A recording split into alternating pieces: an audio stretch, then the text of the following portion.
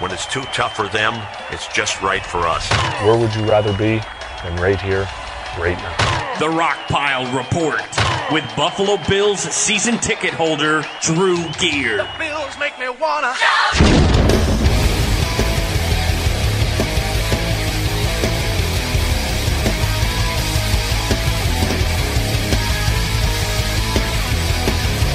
Well, a couple teams in the teens are eyeing potential trades. One of those teams, of course, the Buffalo Bills and Brandon Beane, although from what I understand, it's not going to be one of those things where they just sell out and say, all right, we're going to go all the way to number 2 with the Giants. I know that's a place a lot of people are connecting them to. I would be, at this moment, surprised if that happened. Probably more likely is if a quarterback ends up sliding, maybe that is something the Bills would jump on for whoever their quarterback is, maybe someone like Josh Allen, if he slides. Everybody to another edition of the Rockpile Report podcast. I am your host, Buffalo Bills season ticket holder Drew Gear. To my right is my producer, Chris Kruger, and that was Ian Rappaport from the NFL Network. Bills still in the market to trade up. This draft will be a travesty if we don't do that. Folks, I've had it. I've had it with everything. Oh! Folks, it is the week of the NFL Draft, and I'm sure everybody has plans. Mine will be attending a destination wedding in Jamaica. Hooray, right? Sure, what's not to love about giving up an annual draft party tradition and flying thousands of miles to a destination wedding in a place without steady access to Wi-Fi, and that's literally supposed to thunderstorm every single day that you're there. Who wouldn't love that? Yeah, thunderstorms every day. You know you're not going to get solid Wi-Fi out of that with thunderstorms. It's not even that. It's not even available in most places on the resort. Oh, my God. Seriously, though, folks, it'll be my fiancé and I's first time flying together anywhere. You know, taking the long weekend away. You know, we've had day trips, weekend trips. So you're telling me that there's a chance June 9th might not happen? This is a test. I told my boss before I left work today, I am being tested by the Lord. By the Lord himself, I am being tested. But this is the first time my fiancé and I will be taking a trip like us together, and considering she's going to be there, the fact that I won't be at work, and that there's going to be open bars as far as the eye can see, in which I am not responsible for paying the tab, the week should be pretty solid. Now, Chris, what are your plans for the draft this year? I will actually be watching zero amount of the draft. Are you Ubering? No, I'm not Ubering. No, my parents are coming in tomorrow night. My dad loves this blues guitarist, Papa Chubby, in which, by the way, yesterday I talked to my mother. She had no idea that was a slang term for an erection. Dude, your parents, they sound like the nicest people. Drew's never met my parents. Having spoken to them via Skype a few times, they seem like the nicest people on earth. Did they not realize what buzzkills they can be? I mean, this is the worst possible time for an impromptu visit to listen to the blues. Well, not only that, Papa Chubby on Thursday night for the first round in downtown Buffalo. The next night for rounds 2 and 3, we'll be at Helium for Colin Quinn. Don't do that. Colin Quinn is one of the best comedians going Chris, today. You are literally picking comedy over football. Unacceptable. Now, guys, I have a funny story. Before we really get into the football stuff, I got to preface all this with this. Whenever I travel, I like to go to TripAdvisor and read, because I'm going to a place I've never been. I like to read all of the negative reviews I can get my hands on, and then compare them against the positives in order to try to prep myself for any potential potholes that might, pop up on the road to a pleasant vacation. Specifically, I wanted reviews. I mean, when you think about it, guys, think about it. If someone who went there and gave the place a 4-star review but made mention of the fact that the room wasn't as clean as it could have been, and then at the same time you look at a 1-star review where someone says, hey, my room was never cleaned properly. Maybe maybe person B is a little bit pickier than person A, but the same problem. Now you've identified a consistent problem.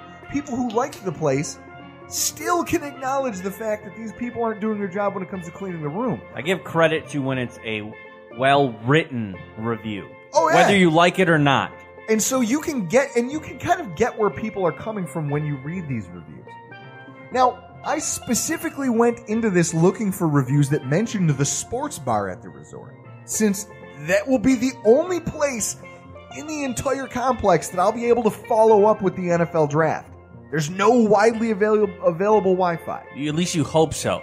In the rooms and in the lobby. Well, I told you before we started recording, I said, I hope you go to the bar and every TV is on Miami Marlins game. They flat out told me they can't promise Wi-Fi in the sports bar. So my Periscope session that night is in jeopardy. I will let everyone know where we stand on that. Having said that, I stumbled across this gem of a review from a French user that I had to bring to the show. TripAdvisor user SickNote2K. Negatives for the resort. He said some nice things about the resort, but gave it a 1-star review. And the negatives read, the Americans. I apologize for the generalization, but 99% of them that I met on this vacation were rude, obnoxious, and lacked any ability to consider others around them. The hotel was full of middle-class college kids on spring break acting like animals, and their equally ignorant parents. They throw money, quote-unquote tips, at the staff, and they, their parents, ignore it. Preferential treatment isn't fair. They should show a little bit of class. Move this man!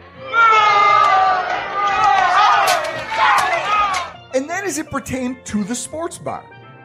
If you decide to try the Loud Bar, which is the resort's 24-hour sports bar, again, don't bother because it's nothing but a room full of Americans watching American sports and chest bumping constantly. Typical Americans. This is why we don't allow you on our beer fest. Yeah. You get a few drinks and your unju becomes a dirty hell. Yeah. You should go back to your strip malls and drink your Zimas and Smirnoff Ices. Yeah. Then you can punch each other's ceilings. Yeah. Chris, what is your reaction to this nonsense? I want to know, having heard this, what's your knee-jerk reaction? Well, let's see. We'll go to the adjectives. Obnoxious, lack of considering others around them. I mean, this guy is clearly talking about you to a T.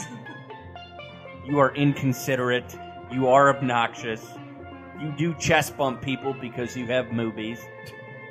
Guys, me personally, when I'm on vacation, I'm never looking to take away from anybody else's good time because they paid the same money I did to be there.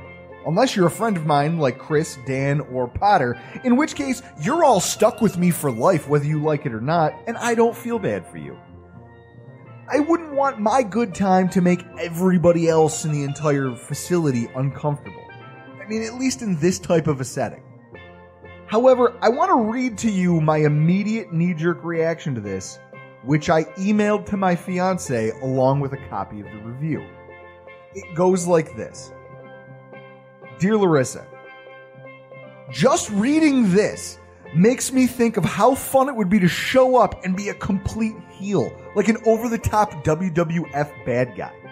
Just picture it.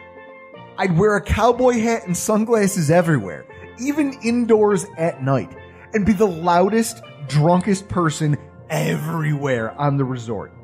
I'd walk around referring to everyone as Chief, while repeatedly shooting everyone the double gun, and make a point of pounding my chest and tearing my shirt like Hulk Hogan whenever anything even remotely exciting goes on. And demanding that everybody high-five me. Maybe even starting impromptu chants of USA, USA. That would show this guy. Sure, I've been called a xenophobe, but the truth is I'm not. Honestly, just feel that America's the best country and all the other countries aren't as good. That used to be called patriotism.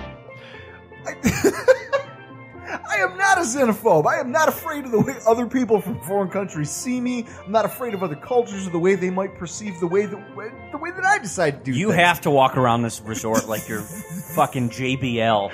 Cowboy hat. I don't know if you can rent a limousine while you're down there.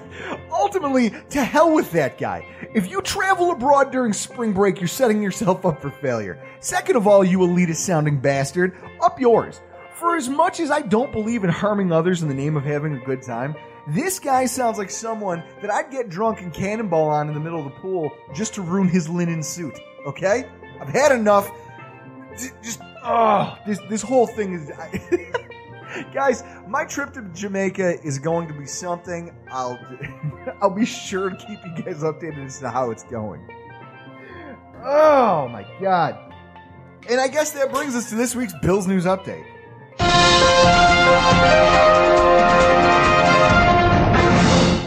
Schedule conversation. I teased it last week.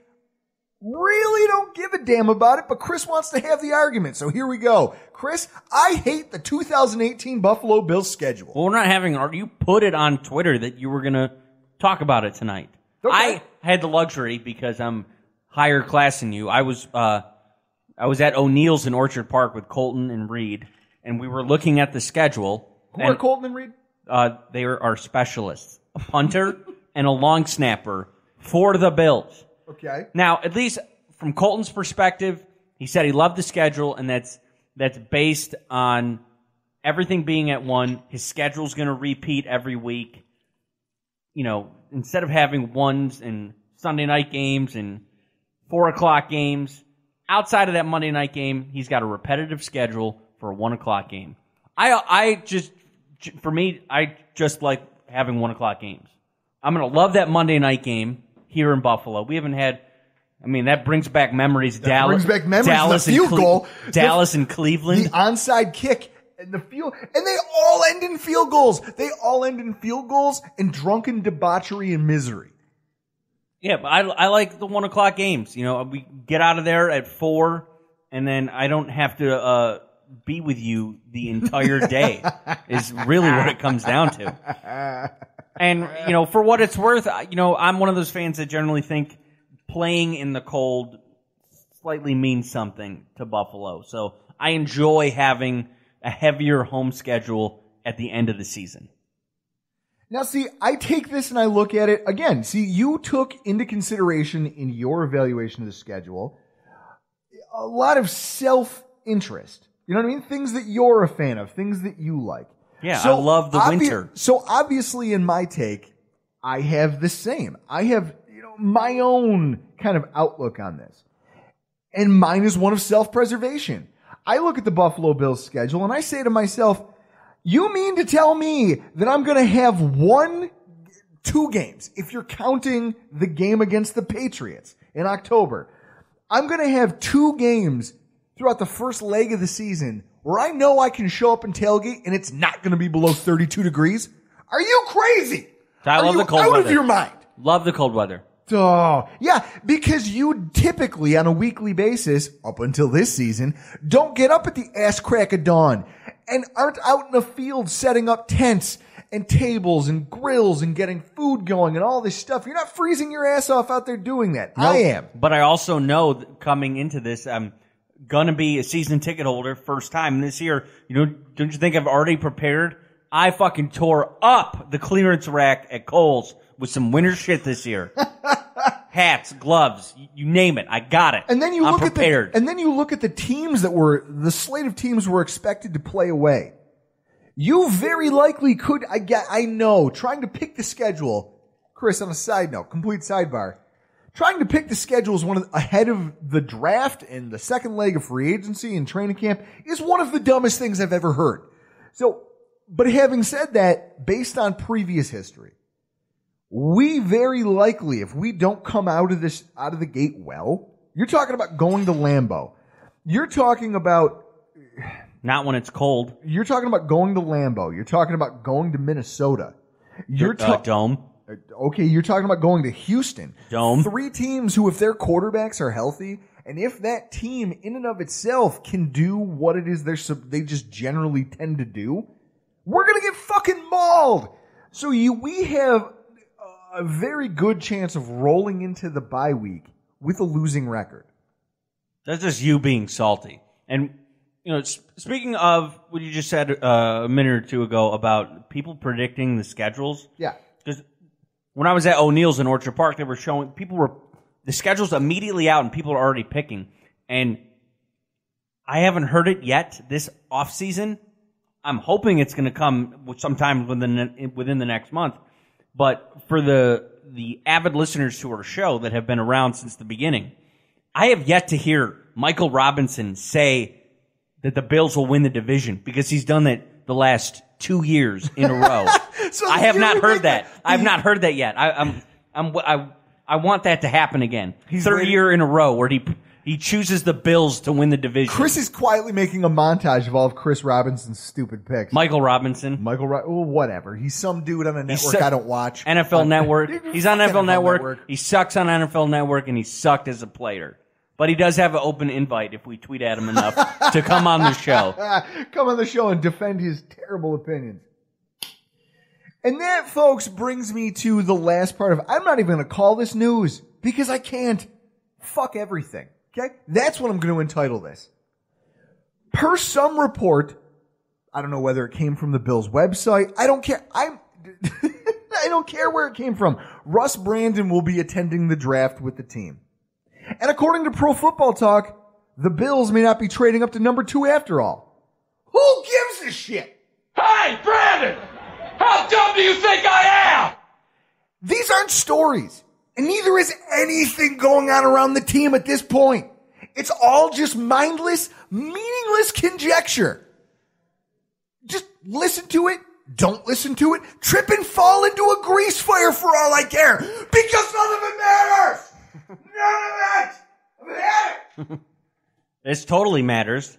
We're looking at our future here. No, it doesn't. I'm 33 years old. We've never drafted a good quarterback in my lifetime.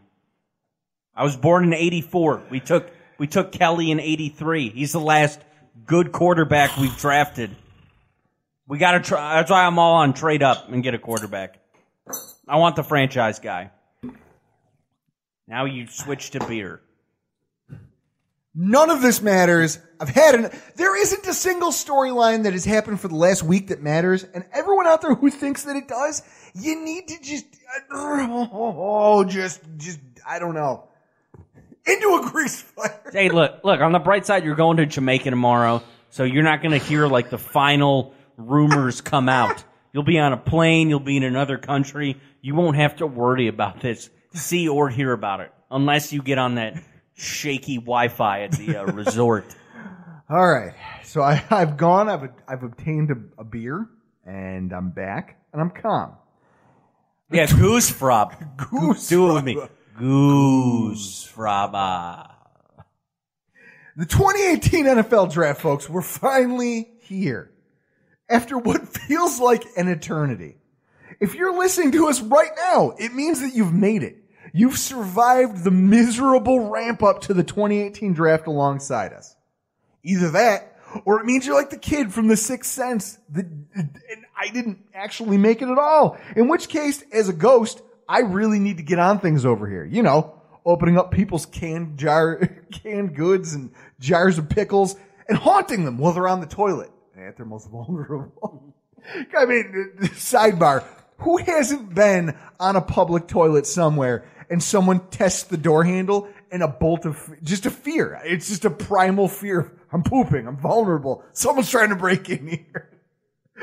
Oh, that's what I should be doing as a ghost. Generally speaking, I enjoy the NFL draft. I mean, guys, it's like a better version of Christmas. Because no matter how terrible you are during the year, you still get shiny new things to get excited about. And you don't have to be around your family. Exactly. You can just be drunk in a basement somewhere. That's what I do every year. And it's worse this year because of the quarterback position. But this year, the run-up to the draft, Chris, I'm not going to lie, it has really taken a toll on me. It's because of the quarterback. This quarterback crop was supposed to be a massive bright spot, but instead turned into the source of more arguing by everyone, from talking heads to casual fans. All of the draft capital the Bills have, which I was so excited about after last year's draft and the trades that we made, feels insignificant, considering that the blockbuster trade that a lot of people were calling for hasn't happened yet and may never actually occur. Thursday. And everywhere I turned, it was just talking heads making mock drafts just so other people could talk about those mock drafts and compare their own equally worthless mock drafts to them. I don't know whose skull to drive I want to take my thumbs and drive them through somebody's eye sockets. I just don't know whose. Theirs or my own.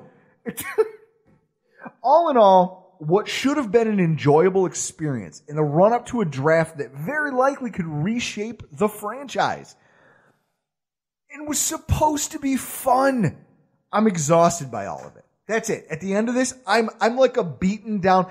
I imagine this is how someone who's been like someone who's been locked away in solitary confinement to correct their behavioral issues. You go in there a tough guy, but after enough time, you're finally just like, all right, fine, whatever. Just let me see light. Just let me go somewhere. Oh my God. It's like a chick. It's like when you chase a female who's a 10, a dime. She's out of your league attractive. And only after she's agreed to go to dinner with you do you realize that the reason she's single is because she chews with her mouth open, can't stop taking selfies with her food, snaps her fingers at the waiter, or she uses the term bae. B-A-E. Bae. I've had it. And I'm shocked that I've made it this far without completely coming unglued.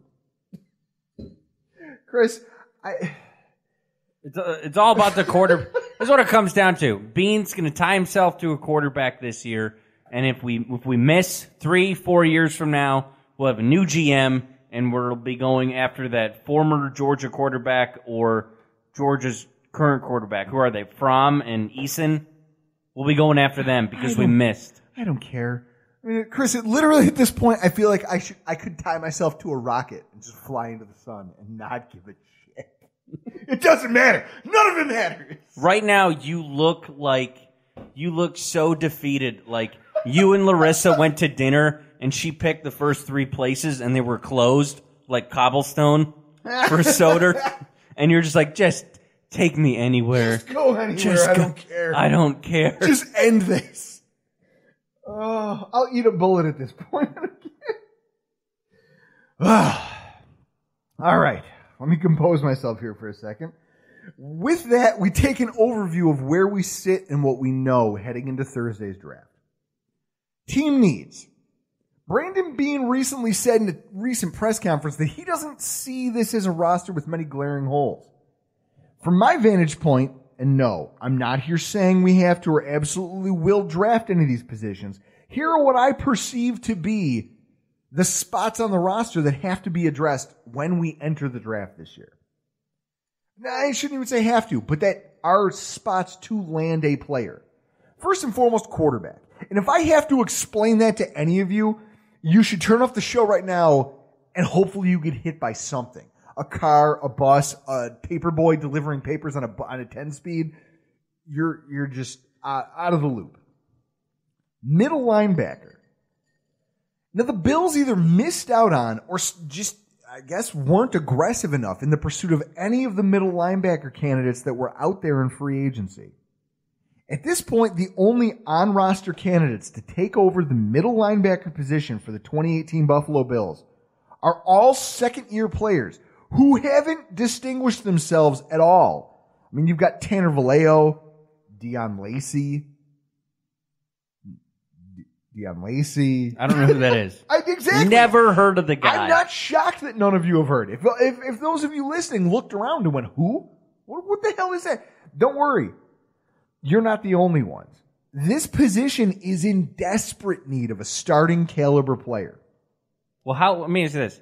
How good was Milano? He's outside, right?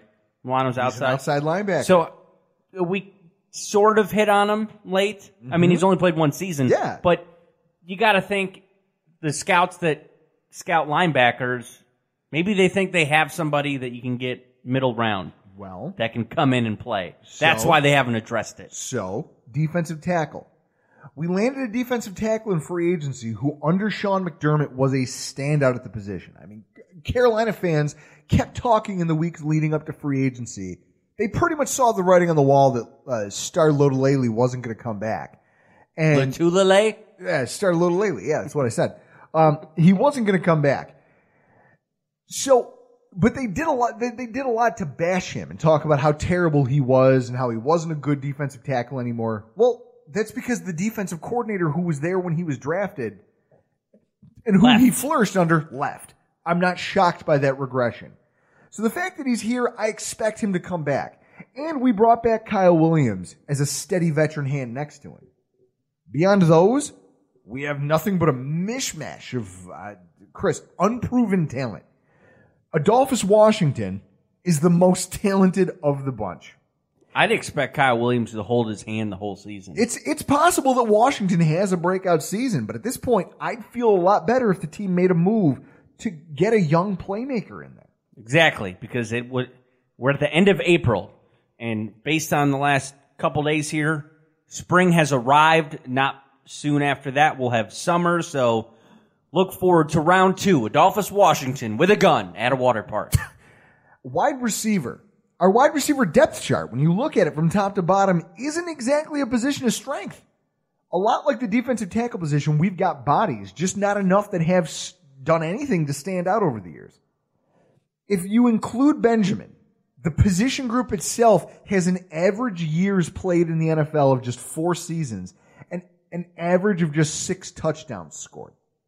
That's not good by any standard. And that's including your number 1 wide receiver. Ooh, yeah. I can't wait till the end of the show, Seagrams. I mean, much of the wide receiver play around the NFL is dictated by the quarterback. I mean, who's Jeff Janis, Chris? Oh, yeah, the guy who caught 143 yards in a playoff game from Aaron Rodgers, who got called up that day from their practice squad. Or Austin Collie. Yeah. Peyton Manning. Who are these? Their wide receivers can be made by a quarterback. But talent is also a requirement. I want to beat anybody's ass that says wide receivers make the quarterback, because that's never happened ever. Megatron. Oh, it has happened. You gonna beat my ass? Come at me, bro. I easily can. Megatron had Matt Stafford his whole career, right? No, he played with like 2 other shit quarterbacks before that. All right, go look up his stats. That will do. What I see is this group needs a boost. Zay Jones is better suited to playing in the slot, but Holmes isn't a dynamic enough receiver for my taste on the outside, and Streeter is just coming back off a season-ending injury. So I don't know that he can... I mean, he flashed in training camp, but can he bring it every single week to be a reliable outside threat? I just don't know that. So given that's another position that needs a player. Running back 2.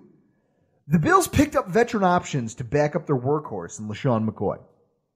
And there is the interesting project running back, Marcus Murphy. Everyone will remember he had that 45-yard play against Miami the day we clinched a playoff berth. But no matter how you shake it, McCoy is long in the tooth. And he's going to cost $9 million against our cap next year, while a release or a trade next offseason will leave us holding almost no dead money. And even though Cadet and Ivory strike me as serviceable backups, I mean, I didn't hate the fact that they're both coming back. This is a class that is so deep at that position with potential starters that it's never a bad thing to have an eye towards the future at a position where guys rapidly come in and out of the NFL. Yeah, Ivory, we just signed this offseason, but he's only here for, 2 years? Okay. Perfect example. You look at Tom Brady. Tom Brady's been in the NFL for how long? How many different running backs, Chris, can you name right now that have played for the Patriots behind Tom Brady?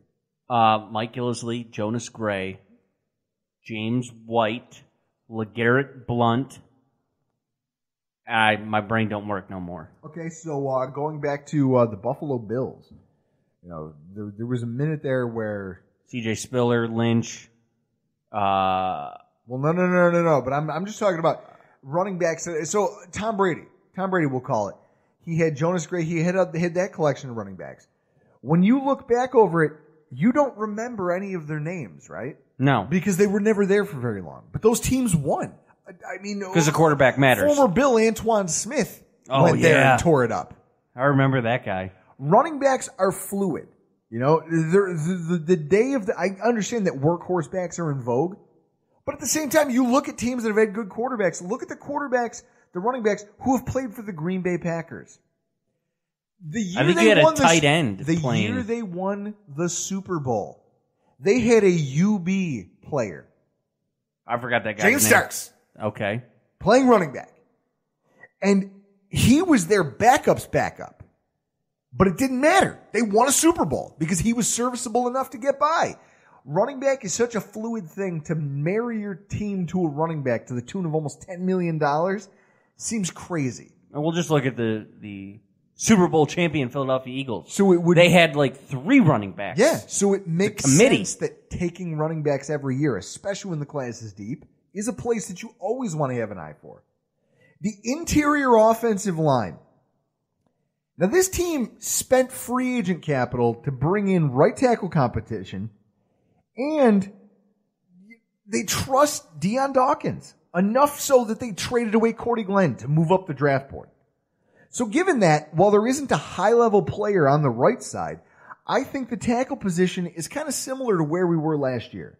We've got a tenured vet who might actually make Mills expendable, or at least a backup option, which wouldn't be the worst place for Mills because he's clearly not a starter. I mean, we've all watched him get beat like a drum when it matters. Now, on the other hand, we have absolutely taken a step back in terms of interior talent on the offensive line. You figure you've got the retirements of Wood and Incognito, and the fact that Vlad Dukas has a ceiling, and last year, I feel like down the stretch, he outperformed it. And John Miller disappeared after the switch away from a power running scheme. So, regardless of what scheme we employ, I would say that Bills fans everywhere shouldn't be thrilled at the prospect of going into the season with what we have on hand up front. Our rushing attack is the only thing about our offense that we can say year over year for the last 3 or 4 years has worked. Right, Chris? Yeah. Okay. So given that, wouldn't we want to make sure that our offensive line is good? I mean, people look at the signing of Russell Bodine or whatever the hell you want to call it. He attributed to more negative plays for the rushing attack of the Bengals. You talk to any Bengals fan, and they'll tell you he was the reason that Joe Mixon was held to such a low yards per carry average last season. Because every time they tried to run between the tackles, Bodine let people into the backfield who stopped the play for negative yards or couldn't push forward to create a crease. Nobody that follows the Bengals even liked Bodine. And then you got Incognito retiring, like you said, as well as Eric Wood.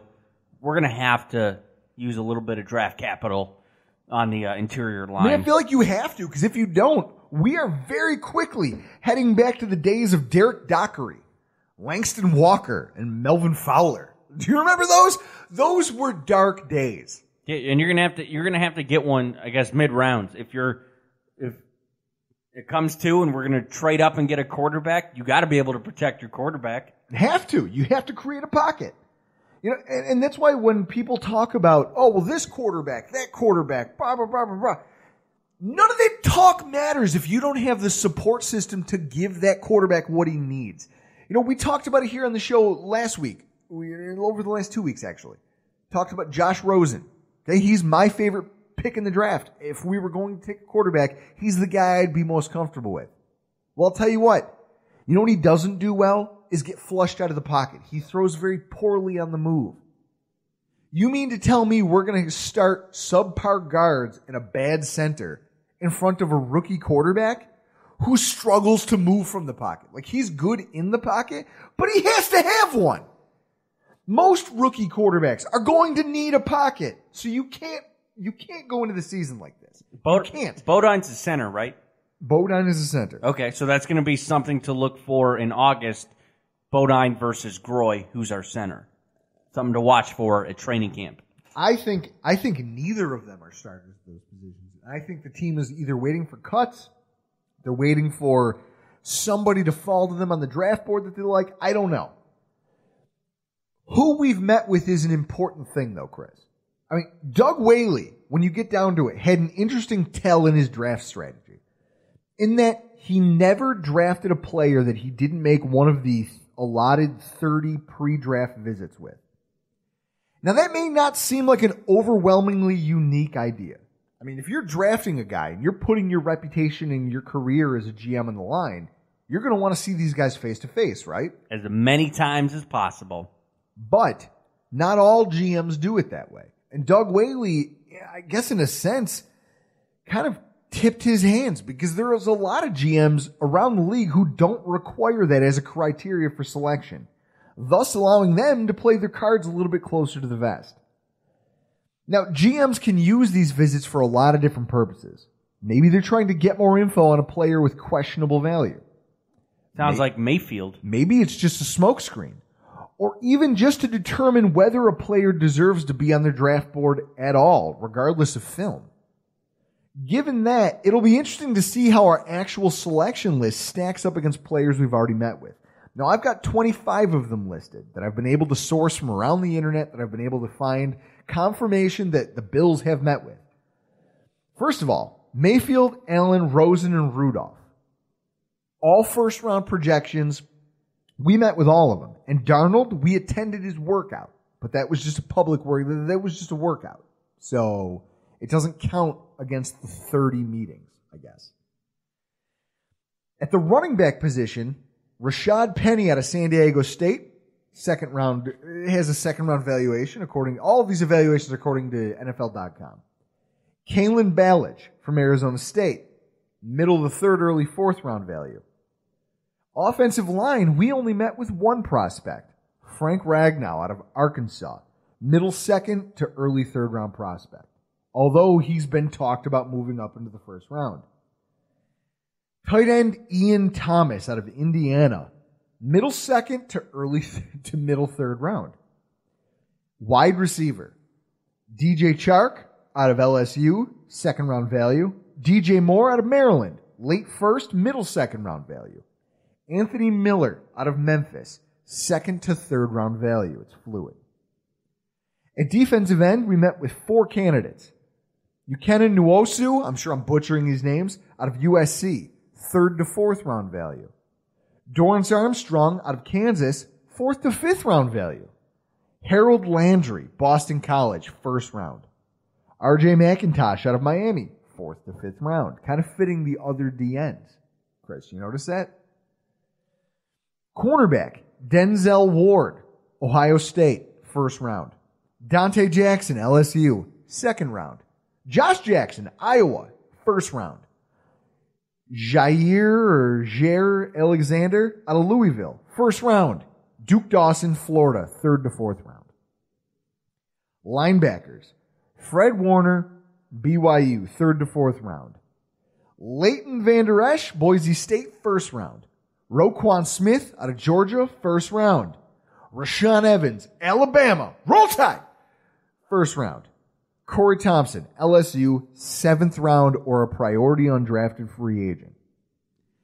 Now, I know I just spit a lot of names at you, but a few things jump out at me as interesting storylines that I kind of want to further pick through post-draft. You know, after the draft, I'm going to look back at what those visits meant. Because to Doug Whaley's point, we figured out after the first two drafts that Doug Whaley only drafts guys he meets with. Right? Yep. So right now I'm going to take this, and I've got questions that post-draft I'm going to look back at, and I guess that I have now, looking at their meetings, because it kind of gives me an idea of what it is they're thinking. Because ultimately that's what every fan wants. Every fan wants to know, what the hell is my GM going to do come draft day? And being in this way, and the way he's just... we don't know what he's going to do yet. This is his first one. The way he smoke screens like a motherfucker. Nobody knows what he's going to do. So these are my personal observances and things that, I don't know, I just want to try to identify some of his tells that they're going to have in the pre-draft process. First of all, the team met with linebacker prospects, Chris. As they should. Okay. So maybe they do have a firm understanding of the need at the position. Now, what's interesting to me is that of the 5 that they met with, 3 of them are all expected to go in the first round, which isn't likely going to be an option if the team really is expecting to make that massive trade up the draft board that everyone's expecting. Considering our lack of a starter there, that seems strange to me. Especially when you consider that, according to WalterFootball.com's off-season visit tracker, he goes beyond just the private workouts of the 30 allotted NFL visits. He tracks what scouts he's heard and that he has evidence of have met with what player. The Bills haven't publicly met with any of the mid-tier prospects at bowl games or pro days. They haven't looked at any of the other linebackers in this draft publicly. That might be like a... So is that a smokescreen? What if you don't like the offers or can't work out a deal to get up into the top 10 to get a quarterback? So then you need a backup plan. You're hedging your bets. You need a backup plan, and if you're going to stay put at 12 and 22, then one of those picks has got to be a linebacker. That's why they met with 3 potential first-round picks. I mean, I just look at it in terms of when you have a defensive head coach who has coached players like Shaq Thompson, Luke Kuechly, Thomas Davis, even Preston Brown. I mean, he's not overwhelming in talent, but he's durable and he's solid. It's almost a given that they understand that the position is and how important it is to a defense in the NFL. And at that point, I have to assume that they have a plan for this. I have to. I mean, the fact that you're using your visits to visit with guys who, if you're making the trade that every pundit everywhere on paper says you should make, then why bother having those visits, Chris? Or like I said, maybe you're hedging your bets.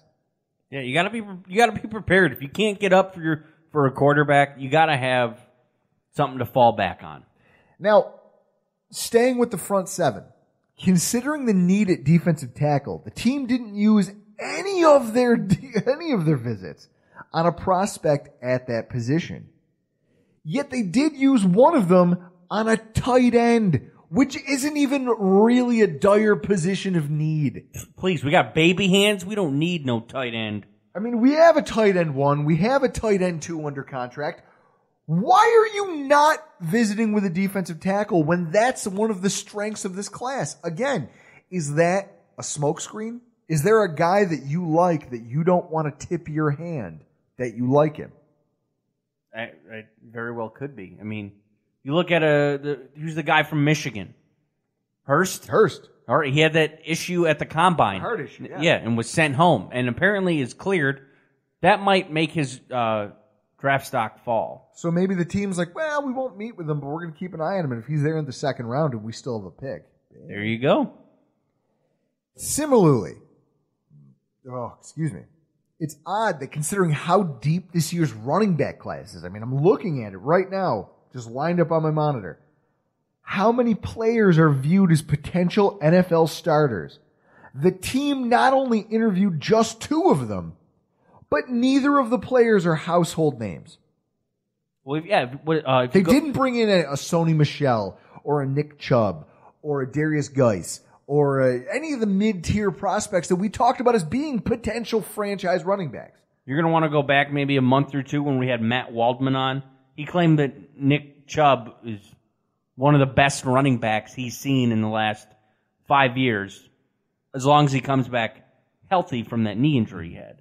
I'd love to have Chubb or Sony Michel or Geis if they fall to like second, third, or maybe even your boy Scarborough. Why didn't the team spend any time? I'm talking meeting with them at pro days, they didn't meet with them at Combine? Shrine games, at what about Senior Combine? Bowls, at Combine, no meetings, nothing. They haven't met with any of these players. What does that mean? What is that? I don't know. If this is a deep running back class, you should take a look at some running backs. How old's McCoy? 30? Mm-hmm. His career's basically over. That's what I'm saying. You have to have it. So, and then sticking with the offense, one of the positions that directly impacts the performance of your running back. With holes present all over the offensive line, they only met with 1 player. 1! But in terms of Ragnow, that was listen to this, a private meeting.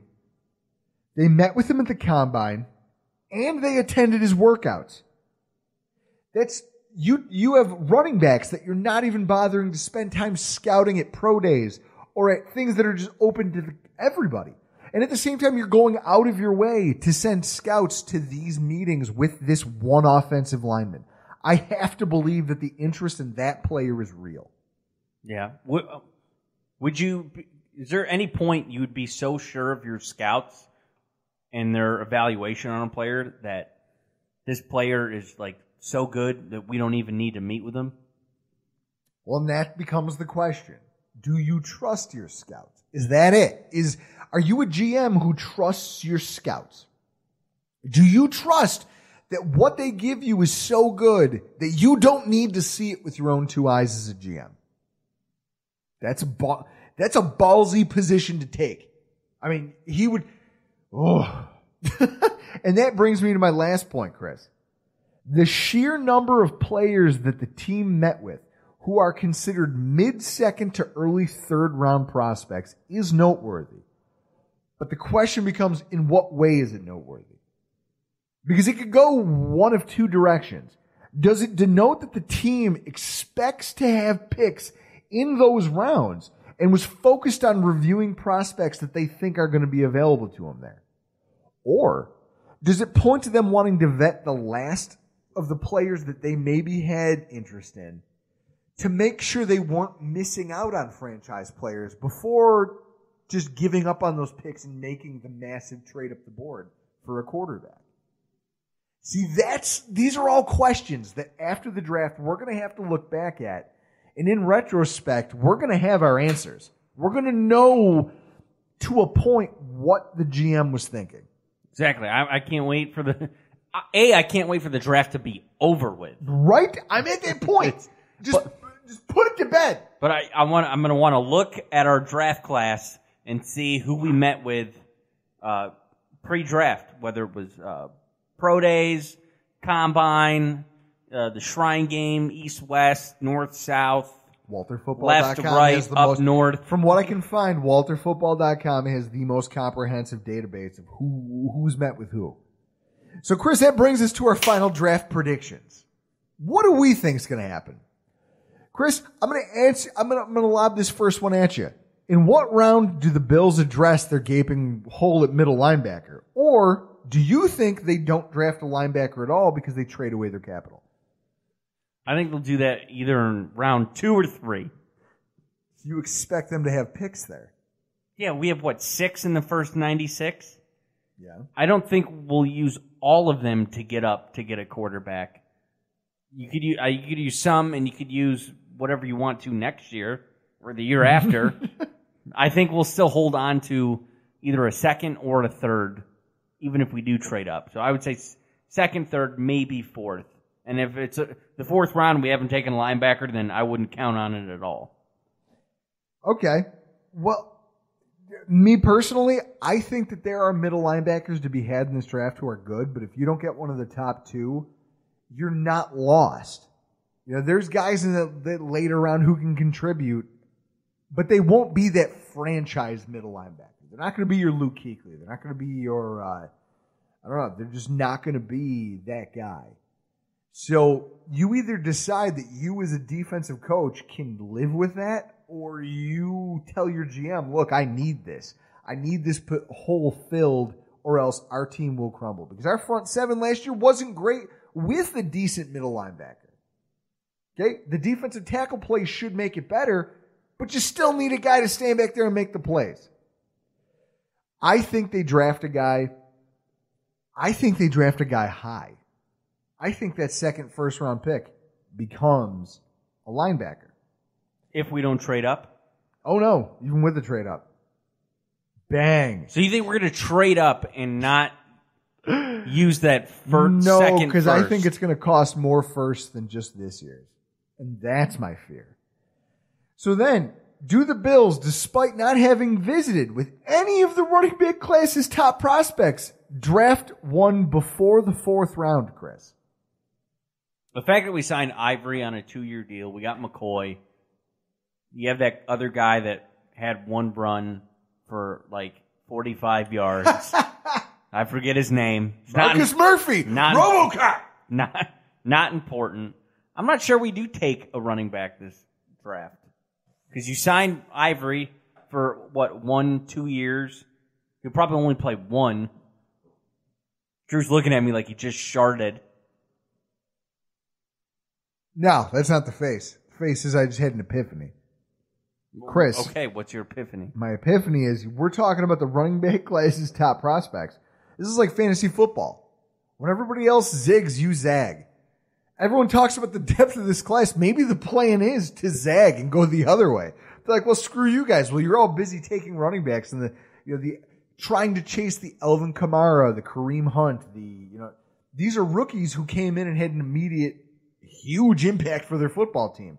Well, all these teams, these GMs are going to be chasing that trend.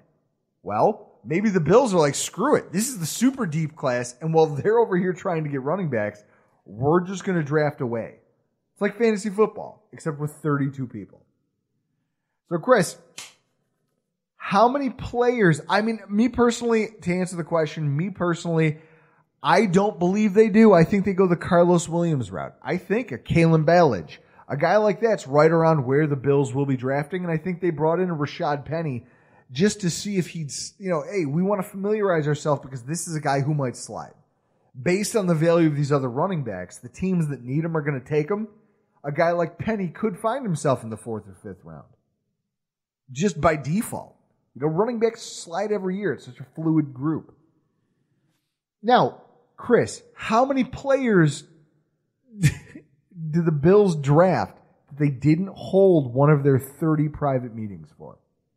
Take a number, because it's a complete crapshoot. There's no way we can know these things. I'll say 2. 2? You think everybody that we draft is going to be on this list? Except for 2. Yeah. Although you don't expect us to have a lot of draft capital, so. No, because I do expect us to move up for a quarterback. We need one badly. I'm going to say 0. I'm going to say that Brandon Beane sticks with his gut, and whoever he drafts are guys that he met with. I'm probably going to be wrong, but he strikes me as a straight shooter. When he talked about pretty much, and I've talked about this with some of my friends, when he says something, he does it. And I think to his credit, he's a very straightforward guy. When he says, hey, I need to get better at this position, he gets better at it. When he says, hey, we're going to make moves to make this team better, and anybody who doesn't want to be here is not going to be here. And then the next week, Ron Darby is out the door for a 3rd-round pick and a wide receiver because those were two, the pick and addresses a position in need on the roster. He's a man who speaks what he thinks, and so given that, I don't think he'd waste his own time with these meetings if he didn't intend on drafting some of them, if not most of them. And then finally, Chris, do the Bills come away with a 1st-round quarterback prospect? And if so, who do you want? That's 100% yes, we do. I will take any of the top 4 in order of Darnold would be my 1, followed by Rosen, followed by Mayfield, and then number 4 would be Josh Allen. Give me any one of those 4. Hitch up to any one of those quarterbacks. You got to have a franchise quarterback if you want to win in the NFL. We need a quarterback. I want a quarterback. Make everything better. Part of me, I would want Josh Allen. Okay. Just because it'll piss you off. What if he turns out to be Blaine Gabbert? Are you going to look back on this conversation tonight and think to yourself, man, he's not going to be Blaine Gabbert. Blaine Gabbert, every one of his throws, he steps into the bucket because he's afraid to step up into the pocket. Wow, look at you using football terms. My God, this is like a father watching a kid ride a bicycle. Jesus Christ. Oh, Chris, my boy. Cheers. You're talking football. Finally. So, to me, I look at it like this. If the Buffalo Bills, when it comes to a 1st-round quarterback prospect, you can talk about how full of prospects a class is. I don't give a shit about any of that because I remember the Cam Newton draft. Okay? 2011.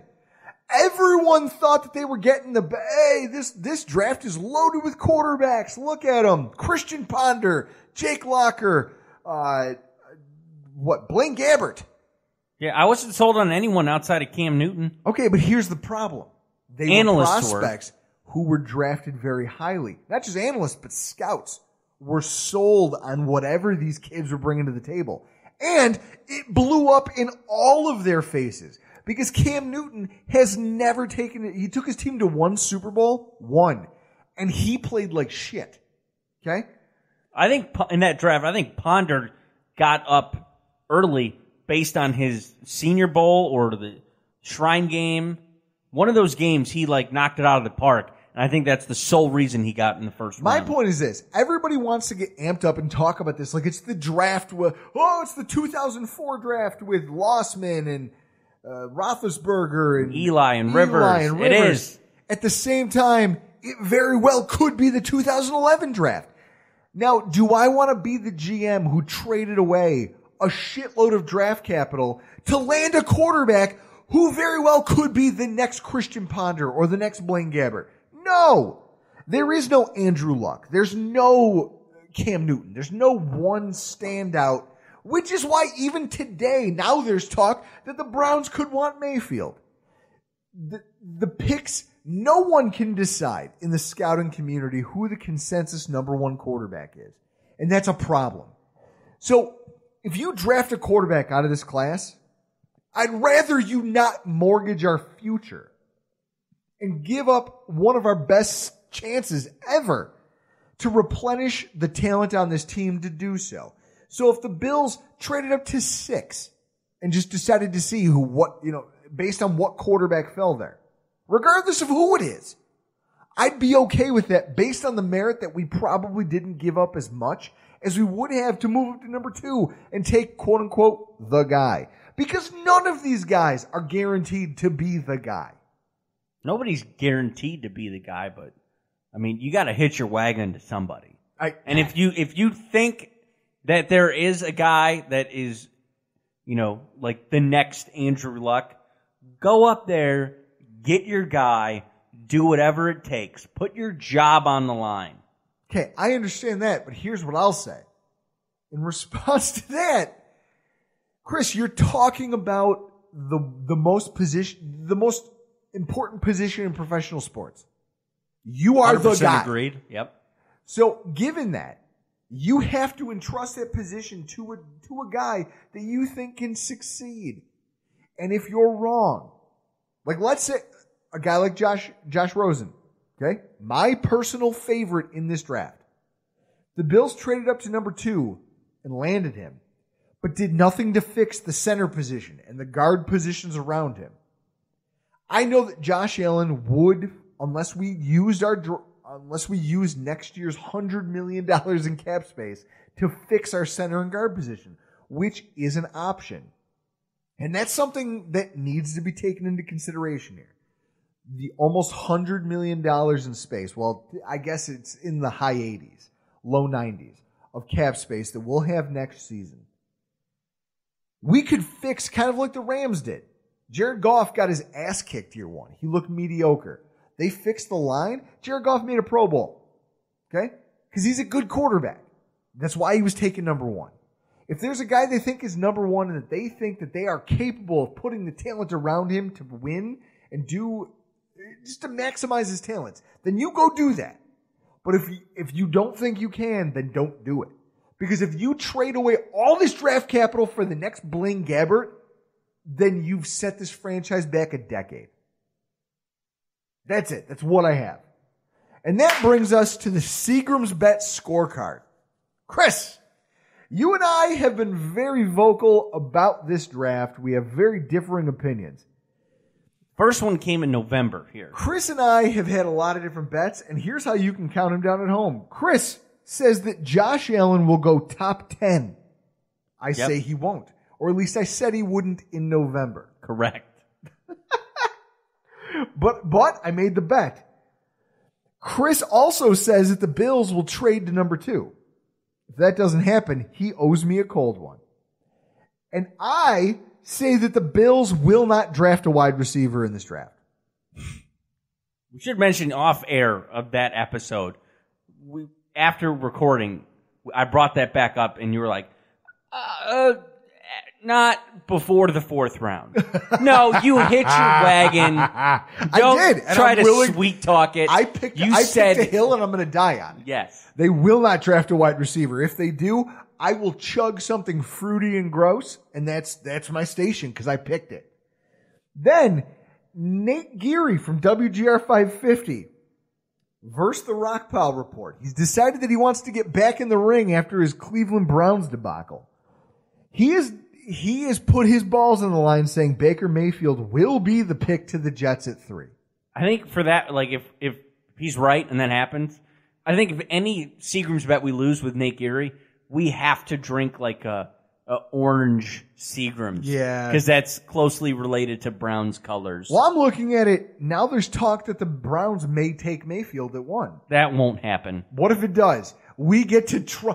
The Browns will have ruined Nate's life for another year.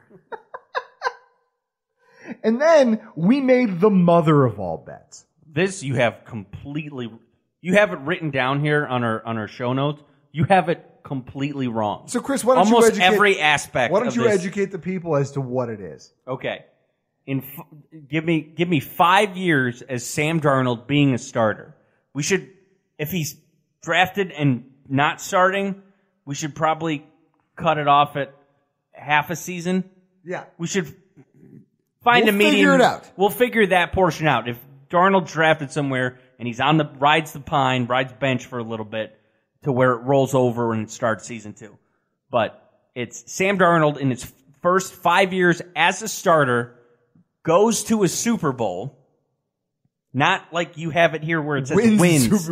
He just has to go to a Super Bowl. And if that happens within the first 5 years of him starting, every one of your kids' birthdays, however many kids you have with Larissa, if it's 3 kids, you are drinking 18 Seagrams a year at their birthday, 6 for each child, until Sam Darnold retires, is what the bet is. I took that because I see in no way, shape, or form Sam Darnold making Super Bowls. And I wanted to put 5 years on it because if it people might think I'm crazy, but by saying it'd be better off if he went to Cleveland because I don't see Big Ben or Tom Brady playing 5 years from now. So outside of that, you just have Derek Carr as being the only elite quarterback in the AFC. Oh my God, Derek Carr is not elite. We've all agreed on this.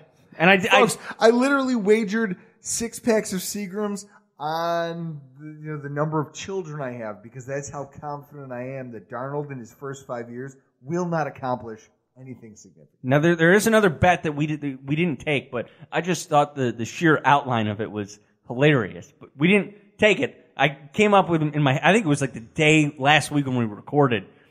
I was going to lay out the Seagram's bet that Sam Darnold will be a first ballot Hall of Famer, and if that happens, we have a Hall of Fame party, and you and your kids have to drink Seagrams the entire night. I'm not gonna lie to you, Chris. I would never subject my lineage to just the insult that is Seagrams. I'm telling the entire draft season here, I have been trying to come up with Seagrams bets to where I can enlist your kids in it as well.